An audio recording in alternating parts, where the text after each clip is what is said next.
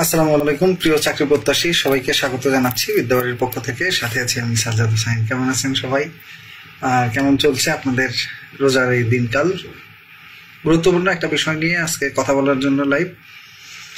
সেটা হলো, সাম্প্রতিক সময়ে আমরা দেখতে পাচ্ছি যে সার্কুলারের সংখ্যা কম। অনেকেই এই কথা বলছেন, আবার অনেকেই বলছেন সার্কুলার তো হচ্ছে না, এই কারণে পড়াশোনা হচ্ছে না। এখন যদি সার্কুলার না হয় তাহলে আপনার পড়াশোনা হওয়া উচিত কি উচিত না, আমি সেই কথা বলবো না। কারণ উচিত অনুচিতের ব্যাপারটা ভিন্ন। যে সবারই মনে হতে পারে যে আসলে পড়াশোনা এখন হওয়া উচিত বা করা উচিত, আসলে অ্যাকচুয়াল ব্যাপারটা মোটেও সেরকম না। ব্যাপারটা হলো, যদি সার্কুলার না থাকে তাহলে আমাদের পড়াশোনাটা হয় না, ওই অর্থে এটাই স্বাভাবিক। আর যদি সার্কুলার থাকে তখন পড়াশোনার একটা মৌসুম আসে। তো যে কোনো ক্ষেত্রে একটা মৌসুম খুবই খুবই গুরুত্বপূর্ণ বিষয়। মৌসুম জিনিসটাকে একটু বুঝেন। মৌসুম জিনিসটা হলো, ধরেন শীতকাল শুরু হয়েছে, তো শীতকাল শুরু হতে আমরা যে কম্বল গায়ে দিই এটার জন্য কারো বলে দেয়া লাগে না। আবার গরমকাল আসছে, যে গরমকালে আমাদের খুব বেশি কিন্তু লাগে না, পোশাক আশাক লাগে না। তো গরমকালে যে অল্প পোশাক পরতে হবে এটা কি কেউ আমাদেরকে বলে দেয় না। এটা আমরা নিজেরাই বুঝতে পারি, প্রয়োজন অনুভব করতে পারি। তো মানুষ যে কাজগুলো করে সেই কাজগুলো করে প্রয়োজন অনুভব করা থেকে। তো আমরা পড়াশোনার কথাই বলি বা অন্য কিছু যাই কিছুর কথা বলি না কেন, প্রয়োজন অনুভব করাটাই হলো আসল। যদি আপনি কোনো কাজের ক্ষেত্রে প্রয়োজন অনুভব করেন, ওই কাজ করা থেকে আপনাকে কেউ থামায় রাখতে পারবে না। আর যদি কোনো কাজের ক্ষেত্রে আপনি প্রয়োজন অনুভব না করেন, যে ওই কাজটা আপনার নিজের প্রয়োজন, এটা যদি আপনি নিজে ফিল না করেন, ওই কাজটা যদি আপনি নিজে থেকে নিজে না করেন, তো মানুষ করে আপনাকে বেশিক্ষণ বলে বলে আপনাকে করাতে পারবে না। এটা হলো বাস্তবতা। আর এখন আসেন তাহলে, যে আমরা পড়াশোনাটা করা দরকার এটা বুঝি না এমন কেউ কি আছেন যারা এই লাইভটা দেখতেছেন, যে পড়াশোনা করা দরকার এই কথাটা আপনি বুঝেন না? ওকে, পড়াশোনাটা আমরা করা দরকার এইটা মনে হয় পৃথিবীর সবাই বুঝে। যারা স্টুডেন্ট আমরা আছি আমরা সবাই বুঝি যে আমার পড়াশোনাটা করা দরকার। কিন্তু তাহলে পড়াশোনাটা হয় না কেন? পড়াশোনাটা হয় না কেন এই বিষয়টা নিয়ে আজকে কথা। পড়াশোনাটা না হওয়ার পেছনে অন্যতম একটা কারণ হলো, আমরা পড়াশোনার মৌসুম বানাতে পারি না। আমরা সবসময় মৌসুমের অপেক্ষায় থাকি। যেমন ধরেন শীত আসলে আমরা সোয়েটার জ্যাকেট পরবো, এটাই স্বাভাবিক। এটার জন্য আমাদের জ্যাকেট তোলা থাকে। যখনই শীত অনুভূত হওয়া শুরু হয় তখনই আমরা জ্যাকেট নামাই। যখনই গরম লাগা শুরু করে তখনই ফ্যান এসি এগুলা চালানো শুরু করে দেই। বাট এই সিজন ছাড়া কেউ কি ফ্যান চালায়? শীতকালে তুমুল শীত, এটার মধ্যে কেউ কি ফ্যান চালায়? বা প্রচন্ড গরমের মধ্যে কেউ কি কম্বল গায়ে দিয়ে ঘুমায়? ঘুমায় না। সিজন প্রয়োজন হয় প্রত্যেকটা জিনিসের ক্ষেত্রে। তো এখন আমরা বলি এই সিজনটা আসলে কিভাবে ক্রিয়েট করা যায়। অর্থাৎ পড়াশোনাটা আমাদের কেন হয় না? কারণ পড়াশোনাটার জন্য যে অকেশন বা যে সিজনটা প্রয়োজন হয় সেই সিজনটা আমরা সবসময় পাই না। ধরেন যখন প্রাইমারির একটা সার্কুলার দিবে তখন প্রচুর পরিমাণে হুড়োহুড়ি হুলস্থুল একটা কারবার লাগবে। সবাই এই সার্কুলারে কতটা পোস্ট আছে, কতজনকে নিয়োগ দিবে, কারা কারা আবেদন করছে, আমিও আবেদন করব কিনা, করলে কোন জেলা থেকে করব, এই সব প্রশ্ন টশ্ন এরপরে আবেদন করে ফেলবে। আর তারপরে শুরু হবে আসল পড়াশোনাটা। বাট যদি সার্কুলার না হয় সেক্ষেত্রে কি হবে? সেক্ষেত্রে টলতে থাকবে, যে অর্থাৎ আজকে না কালকে পড়বো, কালকে না পরশু পড়বো, পরের দিন আসলে বলবে পরের দিন, পরের দিন আসলে বলবে পরের দিন। এবং যদি পড়া হয় তাহলেও পড়া হবে আপনার অল্প অল্প করে, একটু একটু করে। ওই ধরেন আজকে 1 ঘন্টা পড়লাম, কালকে আধা ঘন্টা পড়লাম, পরদিন 2 ঘন্টা পড়লাম। কিন্তু এই পড়াটা কেন হচ্ছে না প্রতিদিন 6 ঘন্টা 7 ঘন্টা 8 ঘন্টা? কারণ হলো ফিক্সড কোনো একটা গোল নেই। আপনি ফিক্সড গোল যদি একটা বানাইতে পারেন তাহলে আপনার সিজন লাগবে না, সব সিজনই আপনার জন্য এক হয়ে যাবে। আর যদি আপনার গোল না থাকে তখন আপনার জন্য একেবারে প্রপার সিজনও ঠিকঠাক ভাবে কাজে লাগবে না। এখানে অনেকেই আছেন যারা গত সার্কুলারেও নিজেকে প্রস্তুত করেছিলেন, মানে অনেক চেষ্টা করছেন, যে কোনো মূল্যে পড়বেন কিন্তু পড়া হয় না, আবার পড়া হয় আবার হয় না। এই যে জিনিসগুলো, এই জায়গাটা থেকে বেরিয়ে আসার জন্য আপনার সবচেয়ে গুরুত্বপূর্ণ যে জিনিসটা কাজ করবে সেটা হলো একটা এনভায়রনমেন্ট ক্রিয়েট করা। এনভায়রনমেন্ট মানে হলো পরিবেশ। এই পরিবেশটা এমন হবে যেখানে আপনি ঢোকার সাথে সাথে আপনার মুড চেঞ্জ হয়ে যাবে, এবং মুড চেঞ্জ হলে সাথে সাথে আপনার জন্য পড়াটা ইজি হয়ে যাবে।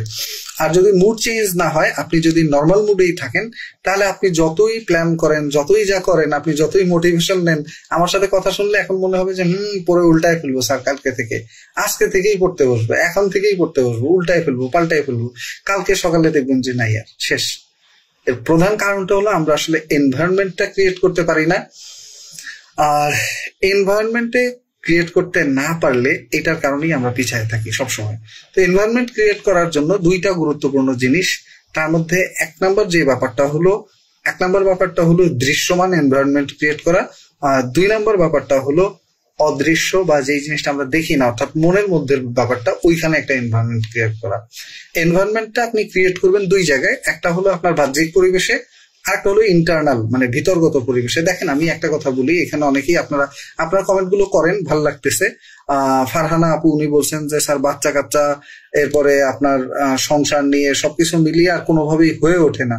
এরপরে একজন লিখছে আসলে পড়তে বসলে মনে হয় মাথা ব্যথা, ঘুম এগুলা বেশি বাড়ে। আচ্ছা, ভালো কথা। এরপরে কেউ একজন লিখছিলেন যে অফিসার ক্যাশে চাকরি করে তারপরে আর হয়ে ওঠে না। আমি আছি আলহামদুলিল্লাহ ভালো। তো আমি এই কথাটাই বলতে চাচ্ছি যে কেন হয়ে ওঠে না, পড়াটা কেন হয় না, এটাই একটু শুনলেই বুঝবেন। 2টা কারণ। প্রথম কারণটা হলো আমাদের এনভায়রনমেন্টটা নাই। আমরা সবসময় এনভায়রনমেন্টের অপেক্ষা করি যে শীতকাল আসুক তখন আমি এটা করব, গরমকাল আসুক তখন আমি এটা করব। ঠিক ওরকমই আমরা অপেক্ষায় থাকি যে যদি আমার সার্কুলারটা আসে, অমুক সার্কুলার আসলে তখন আমি পড়বো, তমুক সার্কুলার আসলে আমরা পড়বো। আবার অনেকে এখানে আপনাদের মধ্যে আছেন কিনা বলেন, এরকম অনেকে আছেন যে এখন তো রোজার মাস স্যার, রোজার মাসে আসলে হয়ে ওঠে না, ঈদের পর ফাটাই দেবো, ঈদের পর উল্টায় ফেলবো, হ্যাঁ ঈদের পর ওই করব সেই করব। এখন রোজার জন্য হচ্ছে না, সামনে হবে।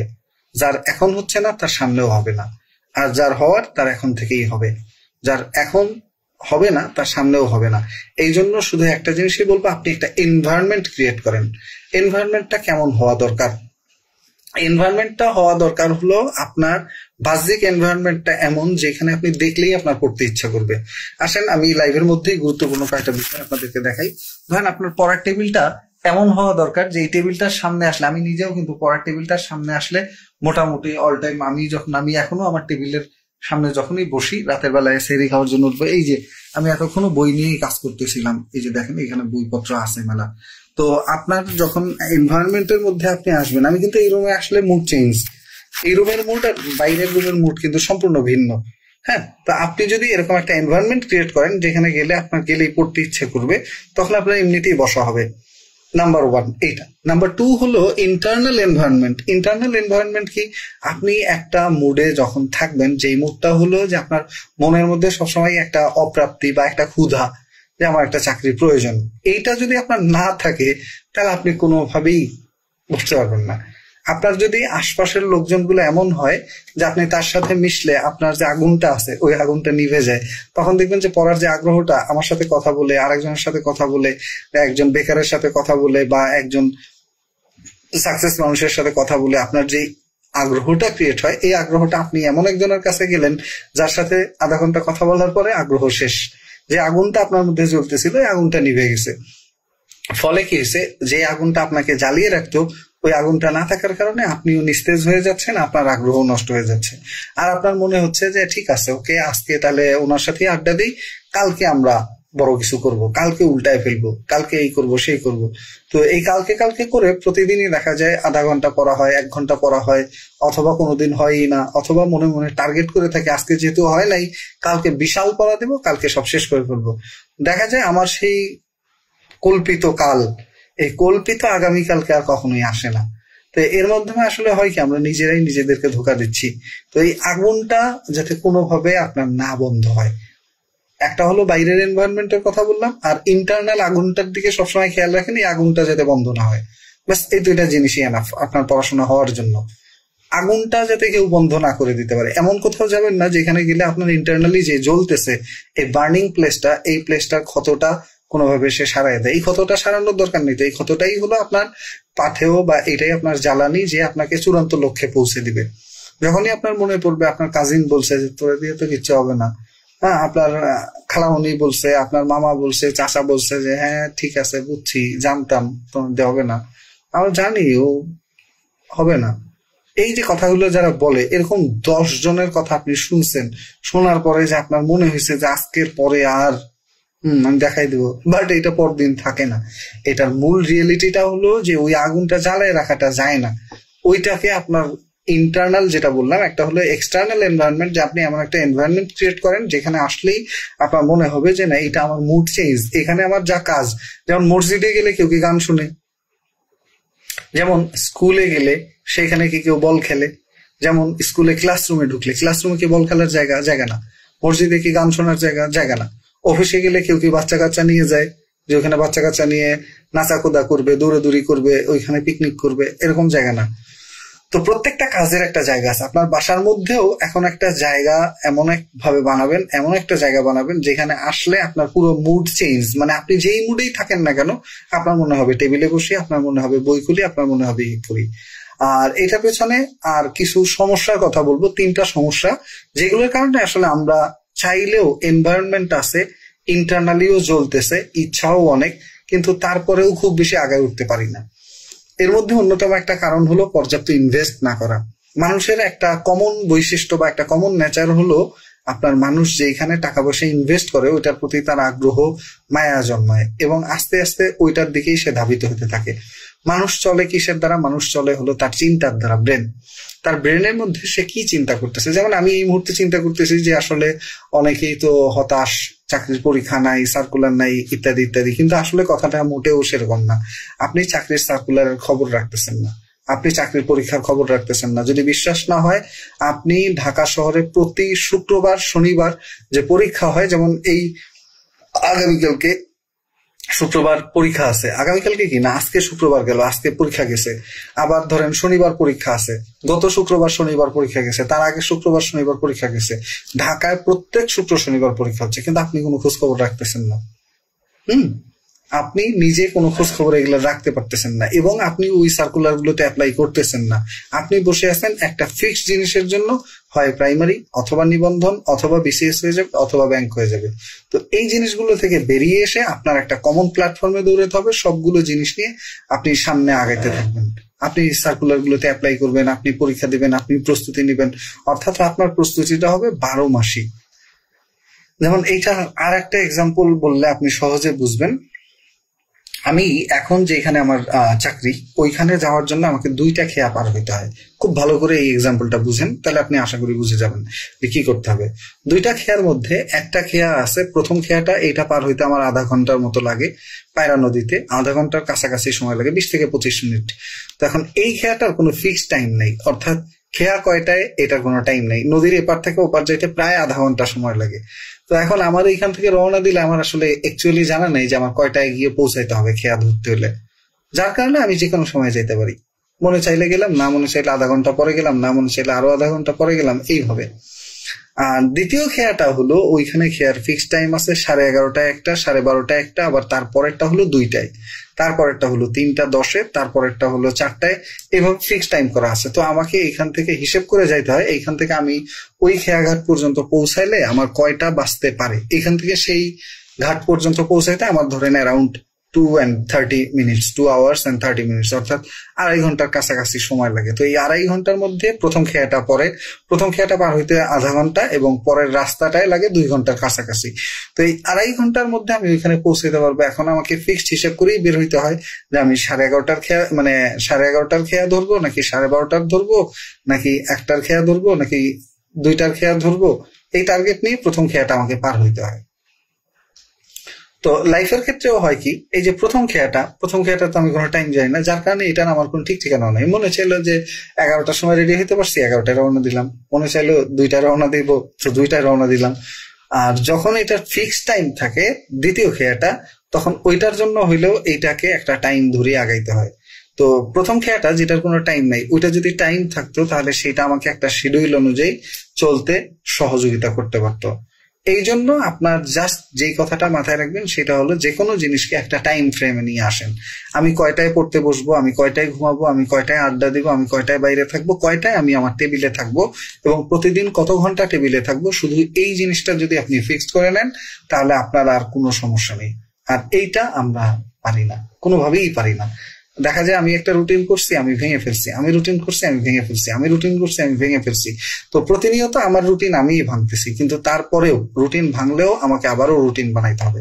রুটিনের কোনো বিকল্প নাই। একজন স্টুডেন্ট যার কোনো রুটিন নাই, সে আসলে ওই প্রথম খেয়াটার মতো আমার, যেটা আসলে কোনো সুনির্দিষ্ট টার্গেট নাই যে আমার কয়টায় যাইতে হবে বা কতটুকু টাইমের মধ্যে আমি পৌঁছানোর টার্গেট করছি।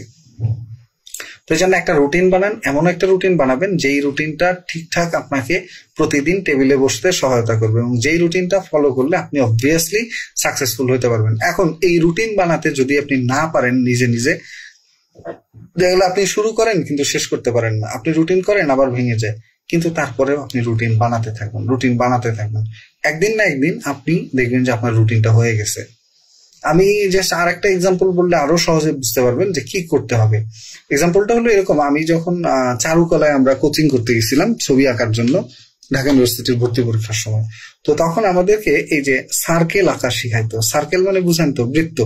তো খালি হাতে আপনি যদি বৃত্ত আঁকেন, প্রথমটা আঁকলে দেখবেন হয় নাই, দ্বিতীয়টা আঁকলে দেখবেন হয় নাই, 10টা আঁকলে দেখবেন হয় নাই, 20টা আঁকলে দেখবেন হয় নাই, কিন্তু 100 বার যখন বৃত্ত আঁকার চেষ্টা করবেন তখন দেখবেন বৃত্তটা একটা শেপের মধ্যে চলে আসছে। 100টা, 110টা, 120টা, কারণ আপনার টার্গেট জানা আছে যে আপনার এরকম একটা বৃত্ত আঁকতে হবে। বৃত্তটা কেমন হয়? বৃত্ত হয় এরকম একটা বৃত্ত আপনি আঁকবেন, এই লক্ষ্যমাত্রাটা জানা আছে। অর্থাৎ এই ফ্রেমের মধ্যে চলে আসলেই এটার নাম হবে বৃত্ত। এবং ওইটা বানাইতে যে প্রথম যেটা বানাইছেন সেটা হয়েছে ডিমের মতো, পরেরটা হয়েছে আলুর মতো, পরেরটা হয়েছে পেঁপের মতো, পরেরটা হয়েছে আমের মতো। এরকম 100টা আঁকলে একটা না একটা আপনার ঠিক হয়েই যাবে। ঠিক তেমনই আপনার রুটিন যদি জানা থাকে, প্রতিদিন আপনি 8 ঘন্টা টেবিলে থাকতে চান, আপনি 10 ঘন্টা টেবিলে থাকতে চান, বা আপনি 5 ঘন্টা টেবিলে থাকতে চান, বা আপনি 3 ঘন্টা টেবিলে থাকতে চান, এবং প্রতিদিন 3 ঘন্টা করেই টেবিলে সময় দিবেন, এটা যদি আপনার লক্ষ্যমাত্রা হয়, তাহলে আপনি প্রথম দিন বসেই কি 3 ঘন্টা বসতে পারবেন? জি না, জিন্দেগিতেও না। 1 মাসেই কি প্রতিদিন 3 ঘন্টা পড়তে পারবেন? একেবারে প্রতিদিন জীবনেও না। আপনার জাস্ট প্রতিদিন চেষ্টা করতে হবে, এবং প্রতিদিন আগেরটার থেকে আরেকটু উপরে উঠতে হবে। গতকালকে যদি 1 ঘন্টা পড়েন, আজকে অবশ্যই 1 ঘন্টা 1 মিনিট, কালকে 1 ঘন্টা 2 মিনিট। মনে রাখবেন, আপনার কম্পিটিশনটা শুধু আপনার সাথে, আপনার কম্পিটিশন অন্য কারোর সাথে না। আপনার কম্পিটিশন অন্য কারোর সাথে না। আর টেবিলে বসলে ভালো লাগবে না, এটাই স্বাভাবিক।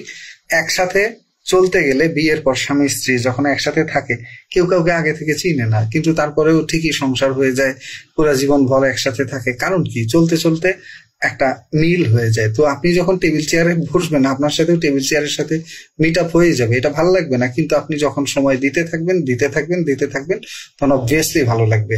আর রুটিন আপনি প্রতিদিন বানান, প্রতিদিন ভাঙেন, কোনো সমস্যা নেই। ওই বৃত্তটার মতো, আমি যে বৃত্তটা আঁকার কথা বললাম, যে বৃত্ত আঁকতে গেলে প্রথমবারে বৃত্ত আঁকলেই বৃত্ত হয়ে যায় এরকম না। প্রথমবার আলু হবে, পরে পটল হবে, পরে পেঁপে হবে, পরে পেয়ারা হবে, পরে জাম হবে, আম হবে, যা খুশি হইতে থাকুক, দিন শেষে একটা বৃত্ত আপনার ঠিকই হবে, যতক্ষণ আপনি জানেন যে বৃত্ত মানে কি এবং আপনি কি আঁকতে চাচ্ছেন, এবং ওইটা আঁকার জন্য আপনি ট্রাই করে যাচ্ছেন। একটা সময় এসে দেখবেন যে আপনি যতগুলো বৃত্ত আঁকবেন, প্রত্যেকটা বৃত্তই সেম হবে, এবং প্রত্যেকটা একেবারে হুবহু বৃত্তের মতোই হবে, এবং খালি হাতে হবে। এইটার ক্ষেত্রে আপনাকে শুধু একটা জিনিসই মাথায় রাখতে হবে, যে রুটিনটাও ওইরকম একটা জিনিস, যে রুটিনে আপনি কি নিয়ে আসতে চাচ্ছেন। ধরেন আপনার টার্গেট হলো প্রতিদিন 10 ঘন্টা পড়া। তো এখন প্রতিদিন 10 ঘন্টা পড়ার সেই রুটিনটা আপনি ফিল আপ করবেন সার্কুলার হয়ে যাওয়ার পরে, পরীক্ষার 1 মাস আগে, পরীক্ষার 2 মাস আগে। তখন বুঝবেন যে কোন স্যারের শর্ট সাজেশন আছে। হ্যালো অমুক স্যার, স্যার আমাকে একটা শর্ট সাজেশন দেন। স্যার আপনাদের বিদ্যাবাড়িতে শর্ট সাজেশন আছে, এটা দেন আমাকে। কেন? এইগুলো না, আপনি জাস্ট যেটা করবেন সেটা হলো এখন থেকে ওই রুটিনটা ফলো করার চেষ্টা করেন, এবং ওইখানে আসার চেষ্টা করেন যেটা আপনার টার্গেট। আপনার টার্গেট যদি হয় প্রতিদিন আপনি 10 ঘন্টা টেবিলে দিবেন, তো 10 ঘন্টাকে টার্গেট রেখে আঁকান। আজকে যদি 1 ঘন্টা পড়া হয়, হতাশ হবেন না। কালকে যদি 2 ঘন্টা পড়া হয়, হতাশ হবেন না। 1 মাস পর যদি দেখেন যে আপনি প্রতিদিন অ্যাভারেজে 2 ঘন্টা 10 মিনিট করে পড়ছেন, হতাশ হবেন না, কারণ আপনি তো সামনে আগাচ্ছেন। শুধু একটা জিনিস হলো, আপনি খেয়াল রাখবেন আপনি পেছনের দিনের থেকে সামনের দিকে আগাচ্ছেন কিনা। যদি আগাতে থাকেন তাহলে আপনার ভালো লাগবে। আর যদি আজকে 2 ঘন্টা পড়ার পরে আগামীকালকে পড়া হয় 1.5 ঘন্টা, তখনই দেখবেন যে হতাশ লাগতেছে, মন ভেঙে আসতেছে। পরীক্ষা ওকে, আমি যদি বলি যে আপনারা অনেকেই বলবেন স্যার আপনি তো কোচিং করান, আপনি বিদ্যাবাড়িতে পড়ান, আপনাদের বিদ্যাবাড়ির টার্গেটই হলো ভর্তি হন। ওকে, আমি বললাম যে কোনো সার্কুলার হবে না, কোনো পরীক্ষা হবে না, কিচ্ছু হবে না, কিন্তু 6 মাস পর তো হবে, 1 বছর পরে তো হবে। আপনার বয়স যদি 3 বছর থাকে, বা 2 বছর থাকে, বা 1 বছর থাকে, তো 6 মাস পর যখন পরীক্ষা শুরু হবে তখন কি করবেন? এই জন্য আমি বলি যে আপনি সার্কুলারের অপেক্ষা করবেন না, আপনি অন্য কিছুর অপেক্ষা করবেন না। আপনি আপনার নিজের গোল সেট করে নেন যে আপনি কি করতে চাচ্ছেন, এবং ওই টার্গেটটা পূরণে আপনি কাজ করতে থাকেন। ওই যে 8 ঘন্টা বা 10 ঘন্টা, এটার জন্য আপনি কাজ করতে থাকেন। এবং এইটার ক্ষেত্রে আপনি নিজে একা একা আগালে, যদি বারবার রুটিন ভেঙে যায়, একা একা বুঝতে না পারেন বড় সিলেবাসের কই থেকে শুরু করবেন, কোথায় গিয়ে শেষ করবেন, কতটুকু পড়বেন, কতটুকু ছাড়বেন, কি কি বিষয় আছে না আছে, এগুলোর ক্ষেত্রে আমরা বলি যে হ্যাঁ আমাদের সাথে যুক্ত হন, তাহলে আপনার কাজটা ইজি হয়ে যাবে। প্রতিদিন অ্যাটলিস্ট 2 ঘন্টা করে আমাদের সাথে ক্লাস করলে, আমাদের পরীক্ষাগুলো দিলে, আমাদের সাথে অন্যান্য যে কার্যক্রমগুলো আছে সেই কার্যক্রমগুলোতে যুক্ত থাকলে তা আপনার মনে হবে যে আপনি একটা একাডেমির সাথে আছেন। তখন কিন্তু আপনার কাজটা ইজি হয়ে যাবে। তা আপনার টার্গেট নিবন্ধন হোক, বিসিএস হোক, প্রাইমারি হোক, ব্যাংক হোক, অথবা যে কোনো একটা সরকারি চাকরি হোক 11 থেকে 20তম গ্রেডের, আপনার কাজটাই হলো শুধুমাত্র নিজেকে এঙ্গেজ রাখা টেবিলের সাথে। প্রতিদিন 2 ঘন্টা হোক, 3 ঘন্টা হোক, 4 ঘন্টা হোক, 6 ঘন্টা হোক, যতটুকু পারেন পড়তে থাকেন এবং সামনের দিকে আগাতে থাকেন। শুধু একটা ব্যাপার মাথায় রাখবেন যে আপনি সামনে আগাচ্ছেন নাকি পিছিয়ে যাচ্ছেন, এটা শুধু মাথায় রাখবেন, সামনে আগাচ্ছেন কিনা। আর সামনে আগানোর ডায়ামিটার কি, যে আজকে আপনি পড়লেন এতটুকু, কালকের পড়াটা অবশ্যই এই এতটুকু থেকে এতটুকুতে নামতে হবে।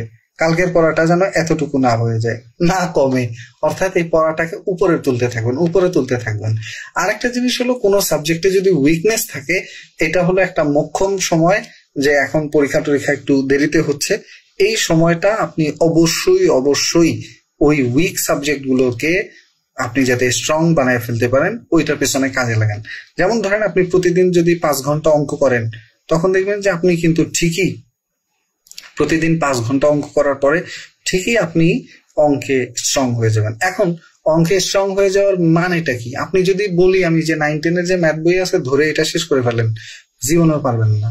আপনি এক অধ্যায় করতে যখন 5 দিন, 7 দিন, 10 দিন, 15 দিন, 20 দিন লেগে যাবে, অঙ্কই বাদ, আর করবেন না। একটানা কোনো মানুষ 5 ঘন্টা অঙ্ক করতে পারেও না। এক্ষেত্রে করণীয় কি? আমরা যেরকম ভাত খেতে বসলে সাথে সালাদ নিয়ে বসি না, অতিরিক্ত মাংস, চর্বি, তেল জাতীয় খাবার খেতে গেলে এটার সাথে শসা থাকে, টমেটো থাকে, লেবু থাকে, আবার মাঝে মাঝে অন্য খাবারও নিয়ে নিই, একটু বোরহানিও খাই, একটু কোক খাই। কেন?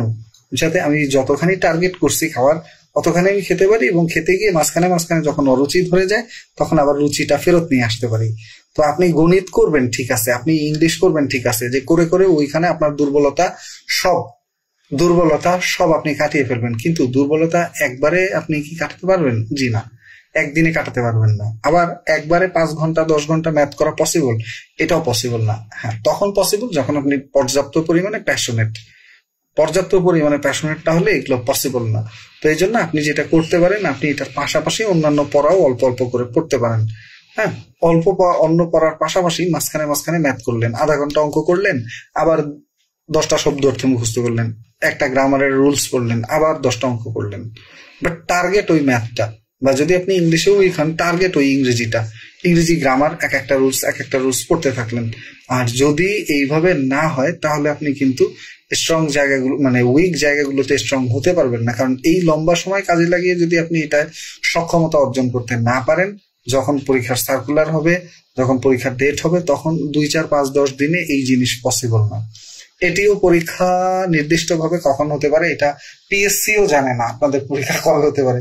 তবে পিএসসির পক্ষ থেকে যেটা বার্তা দেওয়া হয়েছে যে আগামী জুন মাস হলো এই নিবন্ধন এটিও পরীক্ষার টার্গেট।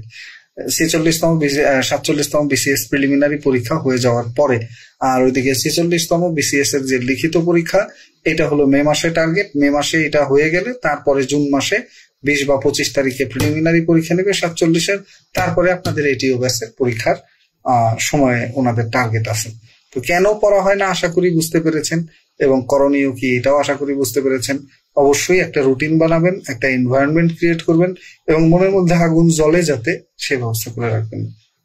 আর এমন কারো কাছে যাবেন না যারা আপনার এই আগুনটাকে বন্ধ করে দেয়।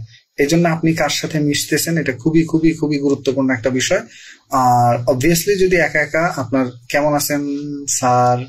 হ্যাঁ স্যার আছি আলহামদুলিল্লাহ ভালো, আপনাকেই মিস করতেছিলাম, মাঝখানে দেখলাম যে আপনি আছেন। ওকে, ভূমির বাকি পরীক্ষাগুলো কবে হতে পারে? ভূমির বাকি পরীক্ষাগুলো এখনো শিওর না, ওনারাই জানিয়ে দিবে। কারণ এখনকার ব্যাপারে হচ্ছে কি চাকরির কোনো কিছু ফিক্সড করে বলা যাচ্ছে না। আরেকটা জিনিস বলি, সেই জিনিসটা হলো আপনার স্যার অনেকের মূল সমস্যা হলো অতিরিক্ত ফোন ব্যবহার করা। এই ক্ষেত্রে আমি খালি একটা টেকনিক বলি, যদি আপনার ভালো লাগে আপনি ইউজ করে দেখতে পারেন। বেশি দিন না, টানা 3 দিন থেকে 5 দিন ইউজ করে দেখেন এই টেকনিকটা।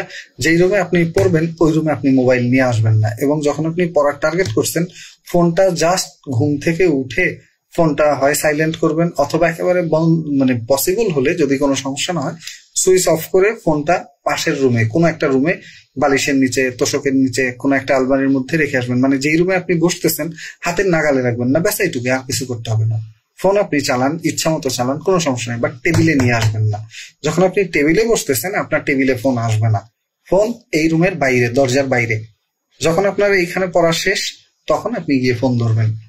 মাঝখানে যে আমরা যেটা করি যে আধা ঘন্টা পড়া হয়ে গেছে তাহলে এখন 5 মিনিট মোবাইল চালাই তারপরে আবার পড়বো, এই কাজটাও করবেন না। মাঝখানের বিরতিতে এই বইটা ভালো লাগতেছে না ওই বইটা পড়েন, এটা ভালো লাগতেছে না ওইটা করেন। ভালো কিচ্ছু লাগতেছে না তাহলে জানালার পাশে দাঁড়ায় থাকেন, হাওয়া খান, বাতাস দেখেন, চা বানায় খান, তারপরে আবার এসে টেবিলে বসেন। ওকে। আর পড়াশোনার ক্ষেত্রে যেই ধরনের রিসোর্স আপনার প্রয়োজন হয়, একটা নোট খাতা নিয়ে বসবেন, ধরেন একটা জিনিস মোবাইলে সার্চ দেওয়া দরকার, লিখে রাখলেন যে এটা আপনার সার্চ দেওয়ার দরকার। পড়া শেষ আজকের দিনের, মোবাইল যখন হাতে নিছেন তখন সার্চ দিয়ে এগুলোর উত্তর লিখে রাখেন। যত কম আপনি ডিজিটাল জিনিসপত্র আপনার টেবিলের আশপাশে রাখতে পারবেন ততই ভালো। আমি কিন্তু ধরেন অনেকগুলা টাইপের ঘড়ি ইউজ করি আমার ইসের মধ্যে, টেবিলে, আমার ইসে। কারণটা হলো আপনার ঘড়ি যেগুলা ম্যানুয়াল ঘড়ি আছে এটা যদি না হয় তাহলে কাজের চেয়ে অকাজ বেশি হয়। ধরেন আপনি ঘড়ি দেখার জন্য একটা জিনিস ব্যবহার করলেন, আমি আপনাকে একটা জিনিস দেখাতে পারি, এটা যেহেতু বললাম, আমি রিসেন্টলি আবার একটা ঘড়ি নিয়ে আসছি, আমি আপনাদের দেখাই তাহলে বুঝতে পারবেন। আপনি ধরেন ঘড়ি দেখার জন্য মোবাইল হাতে নিছেন, বাট এই ঘড়ি দেখতে মোবাইল হাতে নেওয়ার ফলে কি হয়েছে দেখা যাবে যে এইটার ফলেও আপনার টাইম চলে গেছে, আপনি বুঝতে পারতেছেন না।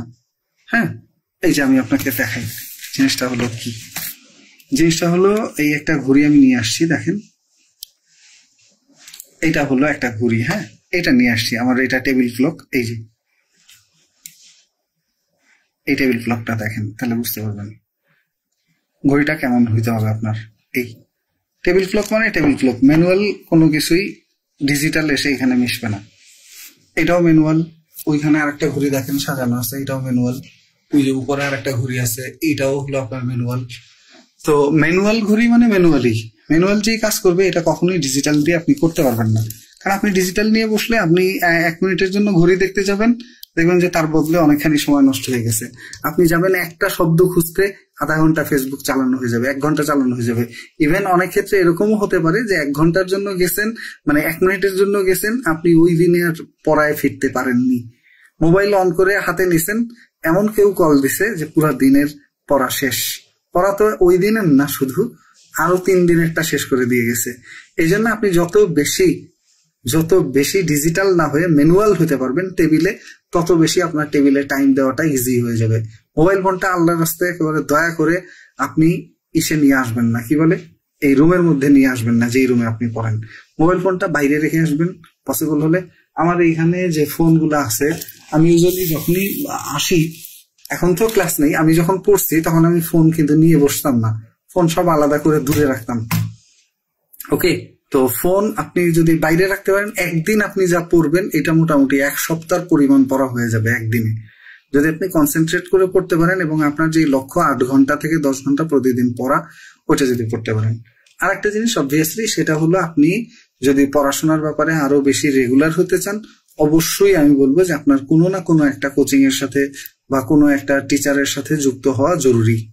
এটা যদি যুক্ত হন তাহলেই আপনি আপনার রুটিন মতো পড়তে পারবেন। কারণ আপনার ক্লাস থাকবে, পরীক্ষা থাকবে, আবার পড়া দিবে, আবার পরীক্ষা হবে, আবার পড়া দিবে, আবার পরীক্ষা হবে, আবার ক্লাস থাকবে।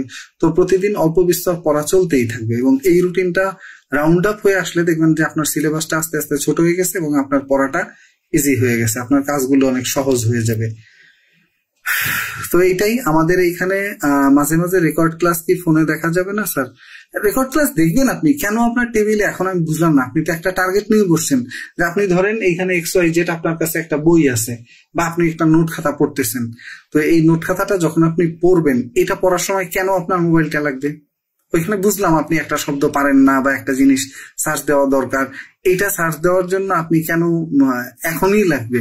আপনি লিখে রাখেন খাতায়, যে কাগজটা, একটা কাগজ নিয়ে ওইখানে লিখে রাখেন, ওই কাগজটা আপনি দিন শেষে যখন বাকি পড়াশোনা শেষ তখন বসে বসে ওইটা নিলেন। আর ক্লাস যখন থাকে, ক্লাস রুটিন টাইমে মোবাইল অন করে ক্লাস করে নিলেন, এই তো। আর যদি এটাকে আপনি অজুহাত বানান তাহলে আপনি আপনার বিপদে পড়ে যাবেন, আপনি আপনার নিজের ঝামেলায় থাকবেন। ওকে, ক্লাস যখন করবেন তখনকার কথা ভিন্ন, আর ক্লাস না থাকলে তখন আপনি অবশ্যই মোবাইল ফোন সাথে না রাখলেই খুবই ভালো হয়। রোজা রেখে পড়তে পারছি না, মাথা ব্যথা করে, কি করব? প্রচুর পরিমাণে পানি খান, আর ঘুম যাতে পর্যাপ্ত হয়। ঘুম পর্যাপ্ত না হলে আপনি কখনোই পড়তে পারবেন না। ঘুম অনেক বড় একটা গুরুত্বপূর্ণ জিনিস পড়াশোনার ক্ষেত্রে।